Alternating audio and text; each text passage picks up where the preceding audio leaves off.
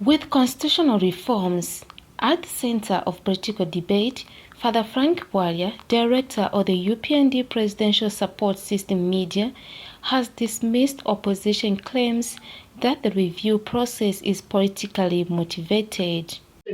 What is the basis for this suspicion? What is the basis for this argument? No basis. What happened on Saturday was a question of desperate politicians trying to get hold of or take advantage of any point that they can use as a rallying point. That's what happened. And what they were saying did not make sense. We have to do some politics today.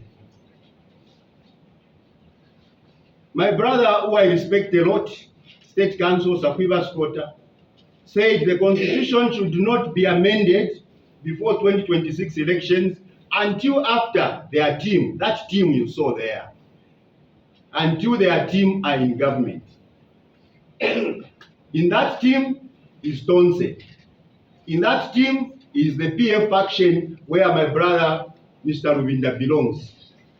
How can you ask people to trust somebody who has cheated them before and not trust somebody who has never cheated them before on this matter of the Constitution? How? It doesn't make sense. Backing this stance, Upnd Media Director Maximwe urged Zambians to be cautious of misinformation, warning that some groups are distorting facts to mislead the public. In any case, in a democracy, you must agree to disagree. There is no law-making or constitutional-making process in the world where people unanimously agree to amend the constitution. Not to one country. If there was one, do you know what would have happened? The constitution would have provided for the whole National Assembly in terms of numbers to amend the constitution. But do you know why it talks about two-thirds? Because the people that drafted the constitution do understand that some people within parliament do oppose. So opposing is part of democracy.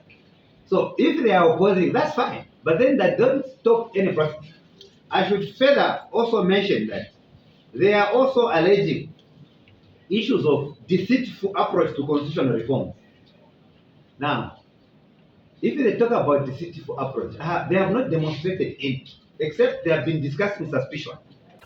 Also weighing in, Upnd consultant Oliver Shalala assured the public that the review process would be open and inclusive, allowing all stakeholders to participate. That a constitution is a living document. Secondly, governance and the country itself is quite dynamic. We cannot have the same constitution now which we had in 1972.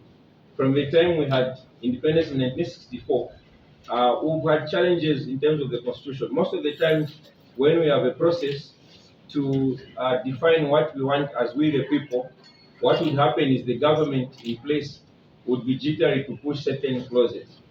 But with time, most of the progressive clauses have since been pushed in, while some remain outside. So as a Upnd ruling party, we believe that those that are supposed to be pushed, which remain, and the major ones being proportional representation, and also curing the lacunas that allow for perpetual by-elections or postponement of elections, which are quite costly, those should be addressed in this process. Adding to the endorsements, UNIP National Coordinator Alfred Banda commended President Hichilema for policies that promote equality and fairness across Zambia. Issues to do with free education. Issues to do with the CDF. And these are issues which are closer to the heart of the United National Independence Party. And recently, the president is talking about amendments to be made in Parliament, which will support proportional representation. These are issues that are dear to the United National Independence Party, and we would like to commend the president And we would like to assure the President and the UPND that they have the backing and support of the United National Independence Party. As the constitutional review process continues, all eyes remain on how the government ensures transparency, public participation, and democratic principles.